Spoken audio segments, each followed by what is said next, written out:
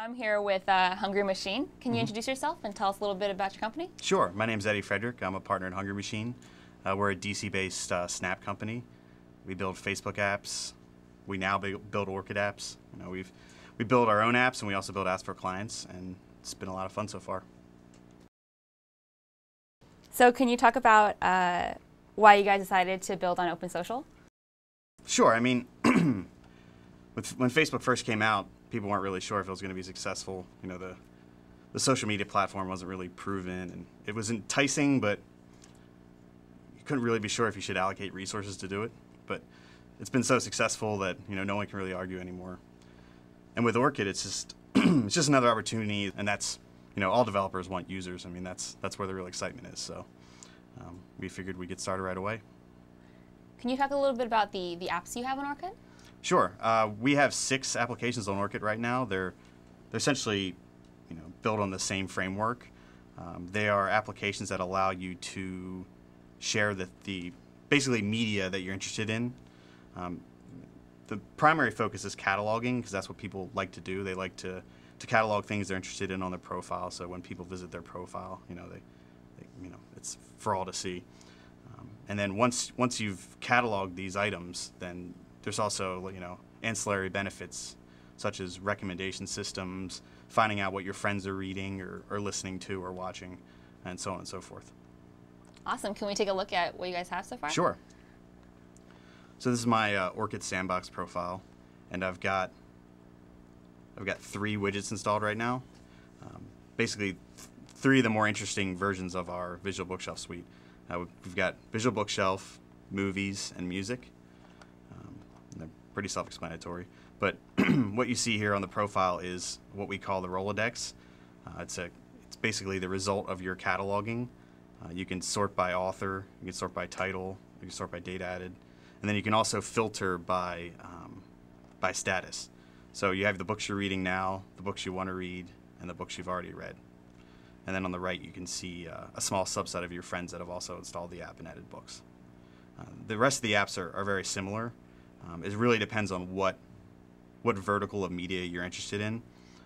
We expect the movies vertical to actually be more interesting for the Orchid community because you know, Orchid has a very international user base, and movies tend to, you know, cross the cultural barriers very well. So we can actually drill down here a little bit. So this is kind of the profile view, but once you drill into the app, you have the opportunity to catalog new books, leave reviews, see what your friends are reading. So we'll just go through a little process here. Let's see here. So we'll add a book about Google. I'm sure there are plenty. Let's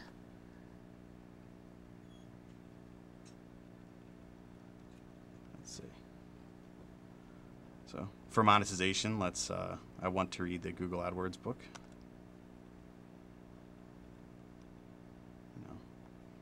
Now, after you've added a book, let's scroll down here. Visual Bookshelf also gives you a recommendation for another book immediately. And we've found this is very effective because there's basically like churn in there where people can just keep adding books and keep finding new things. So search engine optimization sounds interesting. I want to read that as well. Sure, you know, so on and so forth. You know, you can just go on forever. So that's kind of the cataloging experience, and that's immediately reflected on my profile.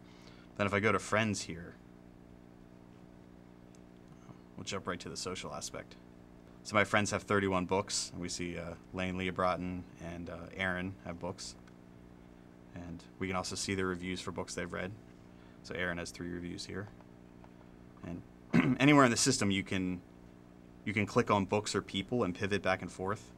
So if we click on Freakonomics, there's only one reader right now, but we can see the reader and all the reviews for the book. Let's see what else we have. Recommendations are generated by our system based on what's on your bookshelf. So the more books you add to your bookshelf, the more interesting the recommendations get, the more relevant. And finally, you can import books as well from Amazon wishlist, cut and paste, so on and so forth. And then the leaderboard is also there. I definitely encourage folks to include a leaderboard in their application if it's applicable, because users they just really dig it. We've got one guy on Facebook that has, I think, 5,000 or 6,000 books. So, and something that would take days to enter based on our existing UI. So definitely include this if you can. What plans do you have for your apps, like, 6 months out, 7 months out? Well, like, what do you hope to add? I mean, as far as the Snap applications go, we definitely want to keep it simple. We don't want to get in the way of users cataloging the media, because that's kind of the primary interaction. But we definitely plan to beef up the recommendation system, and also add more community features like forums and things like that. Basically allow the individual media items to become like kind of seeds for like a greater conversation. So you can look forward to more features like that. So coming in as as you guys were basically created for this Right. kind of development, Mm-hmm. did you find that your experience working with Facebook apps helped you jump right into this? Was it completely different? I mean, from a technical perspective, skills carry over, JavaScript and whatever back-end technology you're using.